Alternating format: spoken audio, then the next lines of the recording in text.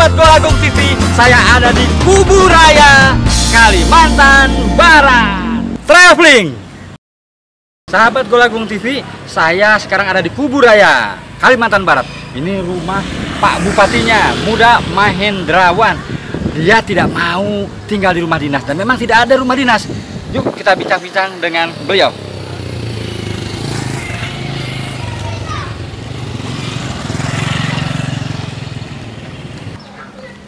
Nah, orang tua dari Bupati Muda Mahendrawan ada darah Balinya karena ini Candi Benta. Ya, Golagung TV, dunia kata, dunia imajinasi, dunia kita semua tentang literasi semua ada di sini. Sekarang di rumah Bupati Kabupaten Kubu Raya, Kalimantan Barat, Pak Muda Mahendrawan. Nah, apa kabar Pak? Ya. Ini namanya nama sastra ini. Siapa yang ngasih nama Pak? Iya, ayah dan ibu saya. Ayah dan ibu ya. Latar belakang mereka dari mana? Dari Jawa? Iya, ibu Jogja dan Bali.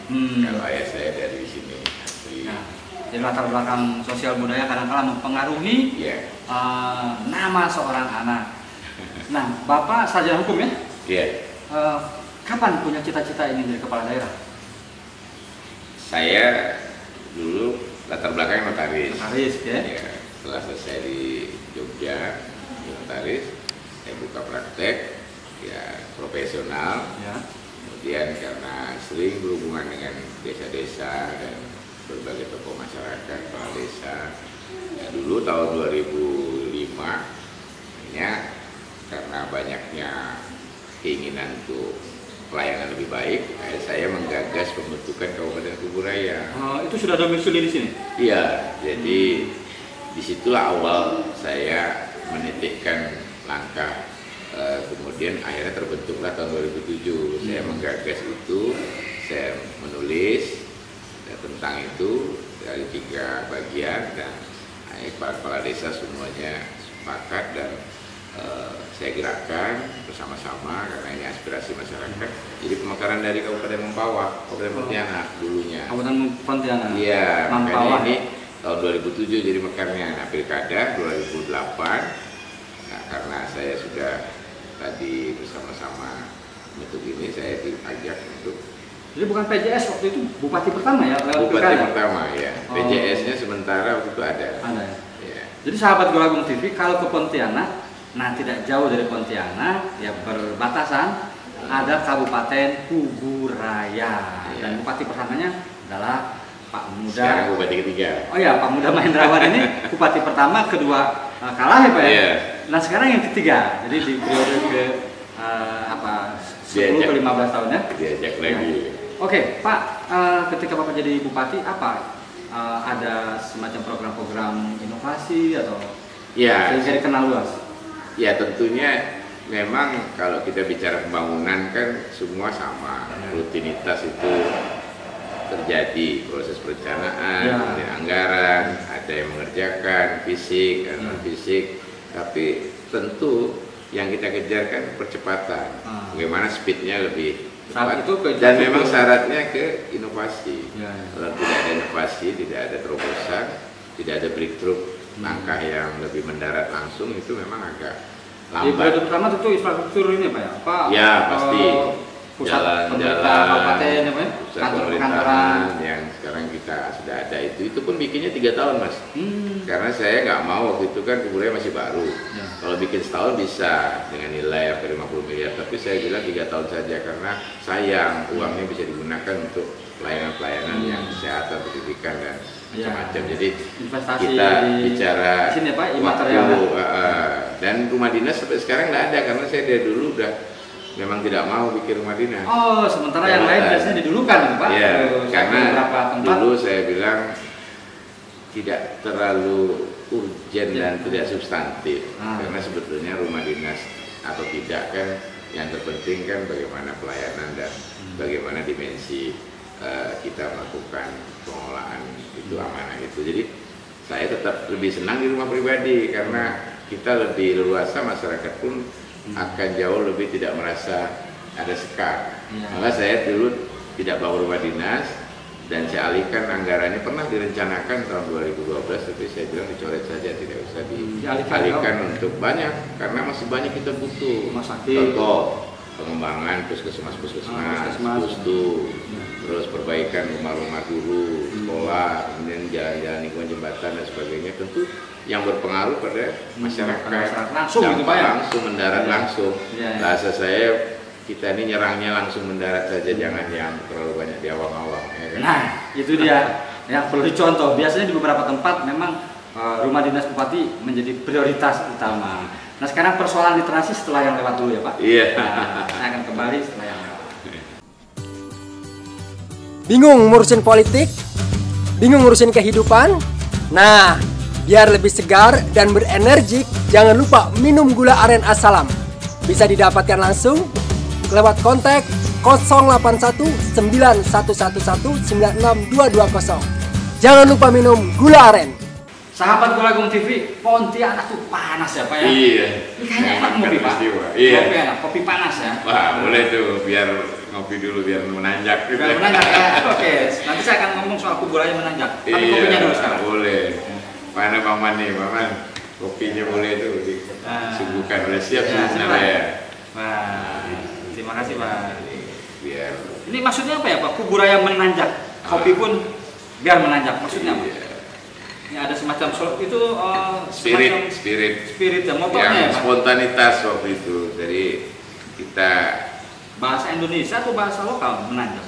Ya, bahasa Indonesia sebetulnya, dari lokal juga. Karena prinsipnya intinya main programming lah untuk mengajak orang agar selalu berpikir naik, naik kelas, naik kualitas.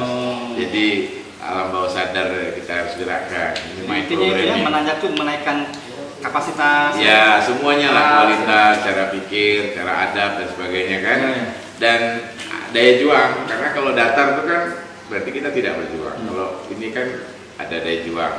Dari bawah ke atas tidak instan, harus berproses. Nah Pak, yang disebut daya juang itu adalah literasi Pak. Iya, salah satu ya. Ya, salah. Nah, saya ingin tahu misalnya tadi Bapak soal meninggikan kapasitas, itu kan harus didukung oleh pendidikan, terutama perpustakaan. Nah, spiritnya itu. Gimana Pak soal literasi perpustakaan di sini? Nah, kita melihat bahwa memang tingkat literasi kita kan masih ya kalau secara nasional kan masih kategori memang masih perlu proses perjuangan cukup keras. Dinas perpustakaan?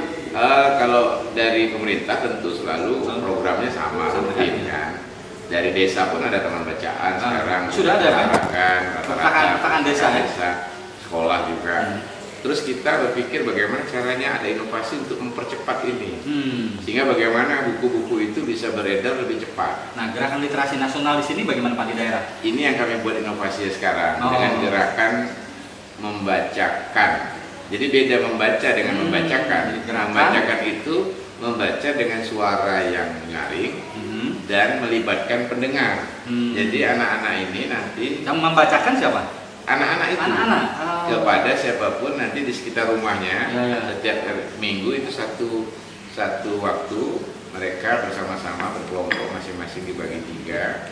Itu nanti ada buku saku dan mereka akan datang ke warga, kepada siapapun, ke pedagang, ada di setiap jam sekolah? Nah, hanya di Jumat sore. Karena apa? Jumat itu kan hari yang agak rileks dan rata-rata masyarakat itu tidak terlalu padat. Jika mereka turun nanti sekitar jam 2, jam 3, atau jam 4, mereka masing-masing dapat 1 kali membacakan.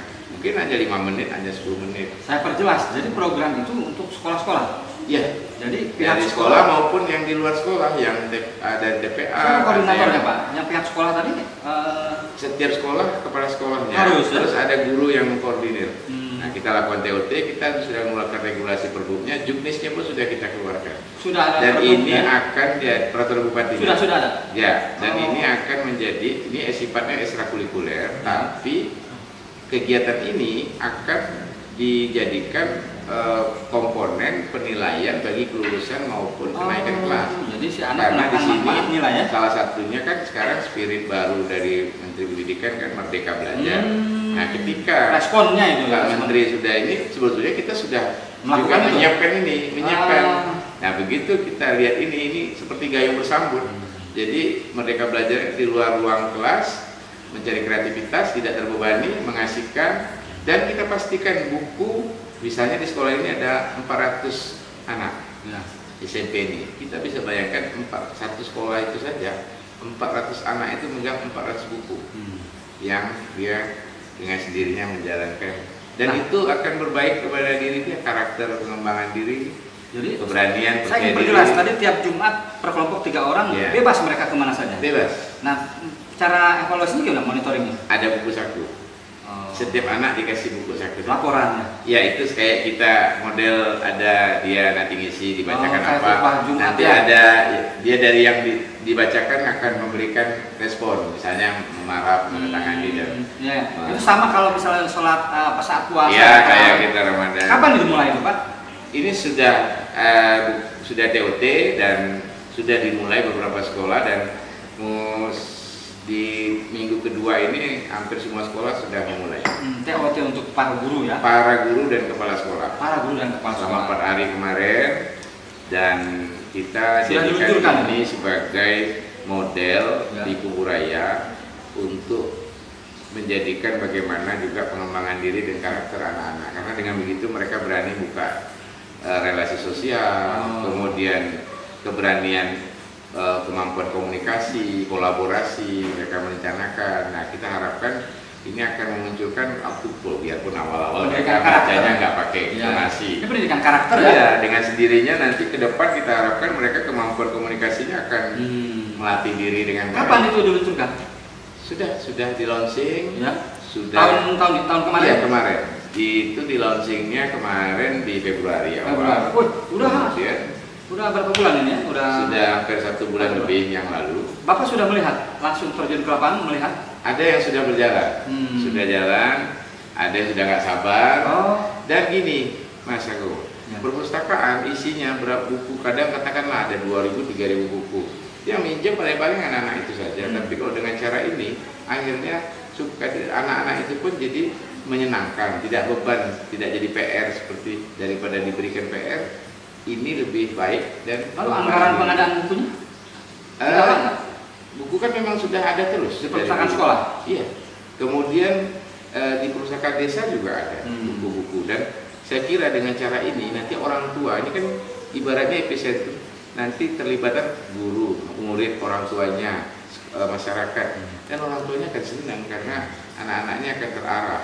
Jadi tidak terlalu berkelindan dengan jazz, dan bahkan jazz digunakan untuk merekam dia sama dia, dan nanti bisa diupload atau di YouTube. Sudah mulai ada yang upload. Ada yang mengupload di YouTube, ada yang ini. Nah, itu kan aktualisasi. Sehingga mereka kalau cepat lebih meyakini dirinya, percaya diri. Nah, disinilah sebenarnya kita juga menyelamatkan anak-anak ini supaya punya kegiatan dan literasi cepat. Jadi buku-buku itu ya banyaklah berpindah-pindah sidik jari dan penuh dengan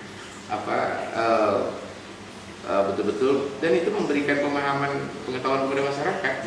Coba bayangkan kok di kampung-kampung orang-orang tua didatangi, aku nggak senang sama anak-anak, walaupun awalnya cuek aku dibacakan, nanti kan 10 menit, nanti Jumat depannya. Nah, akhirnya itu juga membangun keberanian dan sekaligus pengembangan anak-anak. Sahabat Gulagung TV, gerakan literasi sekolah 15 menit membaca buku di sekolah ternyata di Kuburaya oleh Pak Bupati Muda. Awalnya di sekolah, kemudian diinovasikan tidak lagi di sekolah tapi keluar sekolah. Ini sesuatu yang menarik. Oke, kita akan bicara soal daya saing di pariwisata. Setelah yang sepatu lusuh, ransel berdebu, jalanan basah, balada Siroy, dapatkan di seluruh toko buku Gramedia di Indonesia. Segera difilmkan. Atau jika ingin mendapatkan tanda tangan penulisnya, hubungi 08 19 06 31007.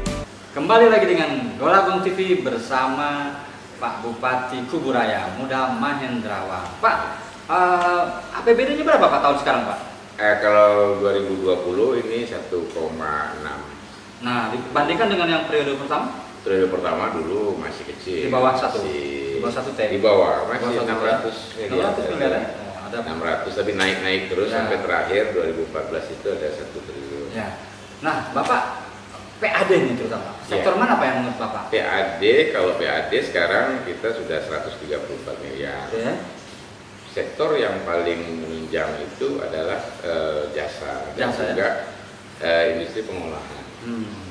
Nah, untuk jasa tentu ini salah satunya memang yang sangat potensial karena kita ini pintu udara, Bandara Spadio, kemudian juga Trans Kalimantan juga masuknya ke Kuburaya, juga 3 pintu muara itu, Muara Kapuas, Muara Kubu, Muara Kakap itu ada di Kuburaya. Nah, sehingga dengan strategisnya ini kita melihat bahwa tinggal ngepung saja nih orang datang ini bagaimana nginep, makan dan sebagainya. Nah, Kuburaya punya potensi destinasinya cukup banyak, maka wisata-wisata desa sekarang berkembang sekali dan akhirnya kita selalu bikin banyak event dan anak-anak mudanya sehingga kreatif. Pembinaan dana desa kepada kepala desa itu juga salah satu kita arahkan untuk wisata desa juga, bagaimana mereka menciptakan yang unik-unik, apalagi Kuburaya kan multi etnis, ada 6 etnis yang memang secara bersamaan dan baik kolaborasinya selama ini itu menjadi satu ikon budaya yang baik, baik wisata budaya, wisata religius, wisata mancing, wisata sawah, karena kita sumber pendapatannya masyarakat itu kan jadi dari pertanian, ya dalam arti luas, baik padi maupun sayur mayur, jagung, kemudian kebun kelapa, pinang, pisang, buah-buahan dan sebagainya. Ini memang perikanan juga kita pesisir kita 194 km, mangrove kita juga termasuk nomor 4 terluas di Asia Tenggara dan paling terlengkap. Paling terlengkap ada 40 jenis mangrove, bahkan yang langka itu ada 2, Candelia dan Tubuh Putih. Faunanya masih ada? Ada di Kuburaya. Bekantan masih ada? Bekantan juga masih ada. Nah, ngomong soal bekantan itu kan aset ya Pak ya? Iya. Nah, saya mendengar nih Kuburaya Tourism Traveler vlog itu membuat kita ini kan sebenarnya kan kemarin saya punya kolaborasi ya antara Pemda dan komunitas ya. Itu sebenarnya idenya murni saja, orisinil. Jadi saya melihat bagaimana kita ini coba anak-anak muda ini kita potensi mereka, kreativitas baik pelajar maupun mahasiswa dan juga anak-anak muda. Jadi Bapak merasa yakin melibatkan mereka akan berdampak positif? Mereka daripada melakukan posting-posting yang atau katakanlah kan banyak bakat-bakat mereka YouTuber dan sebagainya. Nah, ini kan sekaligus menceburkan mereka untuk menjadi pelaku yang ikut mempromo maupun mengenalkan dan membangun rasa memiliki, sadar wisatanya juga baik. Jadi anak muda itu sebetulnya bisa dengan sistem, ya kami namakan nih sistem kepung bakul lah. Kepung bakul? Semuanya bergerak. Bakul itu maksudnya segala jurus. Ya bakul itu kan tempat itu sama ya? Anyaman kan? Anyaman, ya. Jadi kalau di kepung bakul ini kan semua bergerak. Pemerintah melibatkan partisipasi anak-anak muda. Anak muda ini kan cepat gerakannya. Jadi sudah bagi di era digital yang seperti ini, sudah era global begini yang segala sesuatunya akan terkonektivitas. Nah, otomatis ini peluangnya bagaimana kreativitas menajamkan kreativitas mereka ini dengan Kuburaya Traveler Tourism Vlog ini sehingga dibikinlah festival ini. Ya kita nggak nyangka yang ikut juga rame, ada 89. Nah, itu Bapak yakin itu menjadi media promosi ya tadi? Saya kira dengan sendirinya ini film tadi ya, vlog tadi ya? Dengan sendirinya kita memberikan ruang aktualisasi yang maksimal kepada mereka dan nanti yang ikut ini kan tidak begitu saja bubar. Saya ajak waktu gala dinner kemarin di rumah ini, bagaimana? Saya tanya, setuju nggak jadikan komunitas para traveler vlog di Kuburaya? Ya semua setuju dan sangat semangat sekali. Nah pertanyaannya, ketika saya menonton, ini kan lari ke persoalan infrastruktur ya Pak? Ya rata-rata. Lalu bagaimana respon? Misalnya apakah tahun depan ada karena memang itu juga salah satu untuk memberikan suatu informasi dan sekaligus membangkitkan semangat untuk kita mempercepat pembangunan. Kita sadar bahwa Kuburaya ini kan luas, 700.000 hektar. Tentu bangunnya tidak bisa disulap sekaligus. Maunya sih besok pagi pipi udah selesai, tapi nggak ada yang bisa gitu. Jangankan di Kalimantan, di Jawa aja masih ada jalan yang rusak, yang belum jalan semen, apalagi di tanah Kalimantan yang luas seperti ini. Jadi cuma kita paling tidak ada upaya fokus bagaimana kita membangun konektivitas antar kecamatan antar desa yang itu mengarah ke titik-titik yang orang akan pergi. Nah, salah satu magnetnya ini, magnetnya karena adalah tempat-tempat yang destinasi tadi senang datang, baik itu ekowisata, misalnya mangrove, kemudian sawah, wisata sawah, mancing, wisata bahari, wisata kuliner karena unik perikanan banyak juga di sini. Kemudian wisata religius karena di sini juga ada situs-situs atau tempat-tempat yang juga punya nilai religius, dan juga mungkin wisata-wisata alam lainnya yang mana di Pontianak. Kalau Pontianak ini kan luasnya 10.800 hektar, otomatis kan ini juga orang mungkin jenuh karena di kota kan tidak terlalu banyak wisata alamnya karena kecil tadi. Nah, sehingga akan bergeser ke Kuburaya juga. Kembali Pak setelah pesan berikut Pak, kita bicara soal kepala desa. Anda merasa gagal, merasa kalah, dan merasa kehidupan tidak sesuai dengan apa yang Anda inginkan?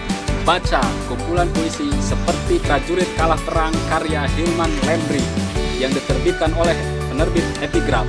Jika Anda tertarik, hubungi nomor di bawah ini dan bisa klik marketplace kesayangan Anda. Kembali bersama Golagong TV dan Pak Muda Hendrawan. Pak, apapun yang direncanakan tadi, destinasi wisata, anak muda mempromosikan, lalu kesadaran masyarakatnya, terutama kepala desanya, bagaimana sudah connect Pak? Justru kita betul-betul dalam gerakan-gerakan kebijakan itu selalu mengarahkan semuanya itu memperkuat mendarat ke desa-desa karena pelayanan-pelayanan dasar sosial dasar masyarakat, pendidikan, kesehatan, dan juga desa-desa ini kan ada ngelola sekarang punya kewenangan.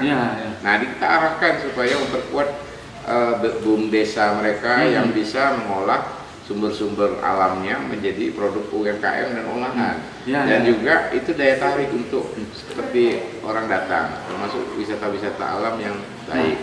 Saya mau bicara kalau orang datang ke sebuah desa kan pasti how to eat, bagaimana makannya, tidurnya. Apakah semua desa nanti akan disiapkan homestay? Ya, itu yang sekarang sedang kita lakukan juga. Bagaimana kita mengajak desa-desa, mereka juga memikirkan bagaimana orang nanti ingin nginep, karena sekarang kan trennya orang ingin nginep di desa itu, ingin rindu dengan suasana kampung, di sawah, di pesawahan. Nah, ini yang sekarang kita kawal supaya mereka tahu bagaimana cara merapikan, bagaimana supaya desanya enak, airnya juga segar. Nah, kemudian Pak Tito Karnavian Mendagri sudah menginstruksikan bahwa harus membangun perpustakaan.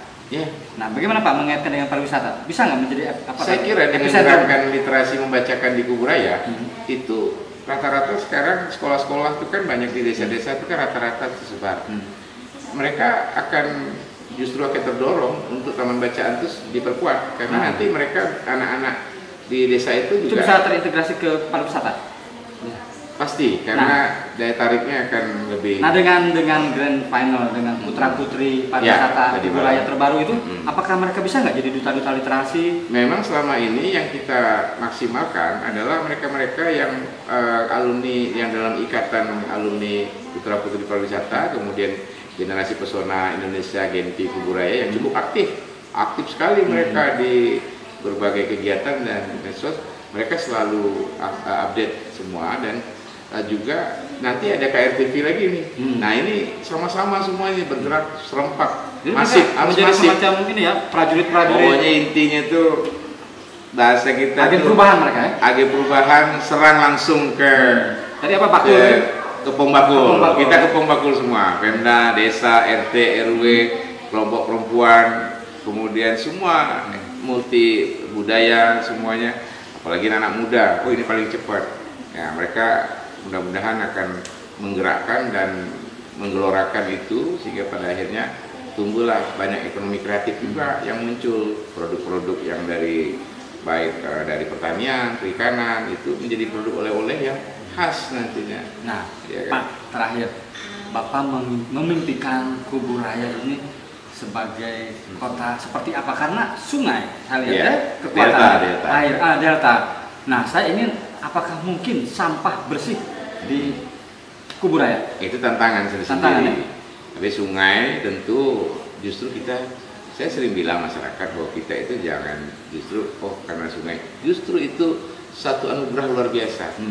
Karena apa? Sungai itu sebuah anugerah alam yang membentang, karena di situ isinya itu justru aset yang berkelanjutan yang tidak pernah asal kita rawat, tidak pernah habis, ikannya, udang dan sebagainya di dalam itu sebagai. Tapi belum keluar perbu Pak, mau buang sampah denda sekian, belum ada buang ke sungai.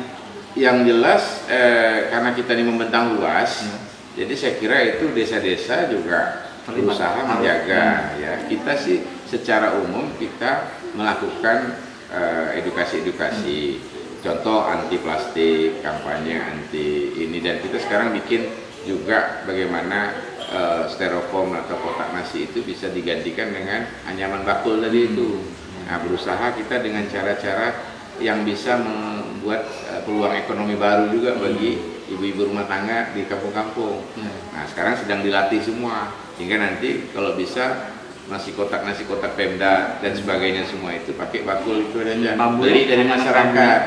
Nah, anyaman daun nipah, bukan bambu. Dari daun nipah. Tidak perlu dari bambu. Daun nipah. Jadi daun nipah itu semua ada, semua kampung ini. Jadi kita memaksimalkan itu, mungkin harganya bisa samakan dengan harga kertas nasi kotak itu sama kue itu, sehingga semua event bisa kita selain menghadirkan ini, APBD-nya juga menghadirkan lapangan kerja, salah satunya dengan cara-cara memenuhi kebutuhan sendiri dan membuka ruang masyarakat. Maka wisata menjadi utama karena memang efek domino, efek ekonominya akan banyak. Pak, sekarang silakan Bapak menghimbau ke masyarakat turis domestik terutama untuk datang ke Kuburaya dan apa saja yang harus dilakukan dan tidak dilakukan. Jadi himbauan Bapak.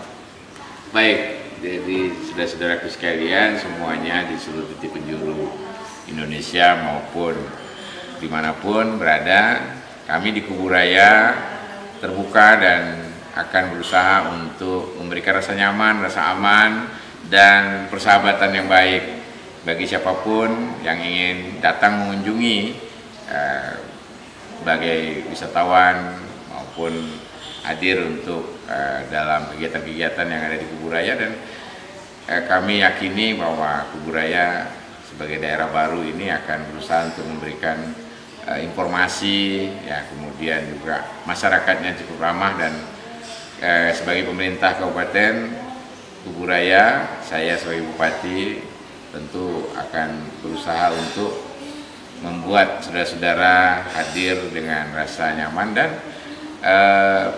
betah untuk ada di Kuburaya, mengingat Kuburaya potensi baik sungai, baik pertanian maupun kulinernya, semuanya tentu punya potensi untuk menarik untuk bisa dipelajari dan didatangi. Di sini kami di pemerintah Kuburaya juga selalu berusaha untuk menggerakkan masyarakat untuk mudah-mudahan akan membuat semua yang hadir datang ke Kuburaya ini betah dan pada akhirnya akan memberikan nilai tambah bagi masyarakat, tapi juga Anda pulang dengan tidak sia-sia karena banyak hal-hal inspirasi yang mudah-mudahan mampu Kuburaya ini dengan kebijakan-kebijakan pemerintah kabupaten maupun desa juga banyak inspirasi yang akan saudara-saudara dapatkan dengan berjalan-jalan maupun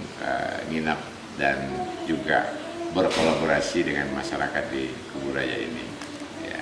Oke, sahabat Golagung TV, bincang-bincang hangat saya dengan Bupati Kuburaya. Terakhir, salam menanjak. Salam menanjak, Pak Muda Hendrawan. Pak Muda, lupa saya, panjangnya apa lupa saya Pak? Muda Mahendrawan. Muda Mahendrawan, sorry. Jangan lupa komentar, share, subscribe, dan like. Slogan kita, salam menanjak dari Kuburaya untuk Indonesia. Oh, salam menanjak dari Kuburaya untuk Indonesia. Terima kasih sudah setia menonton Golagung TV. Salam literasi. Ada mobil tertabrak. Awas dulu, Tat.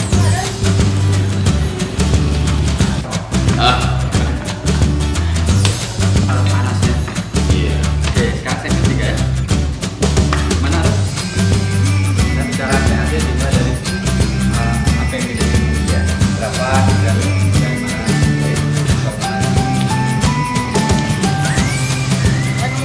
Gak usah.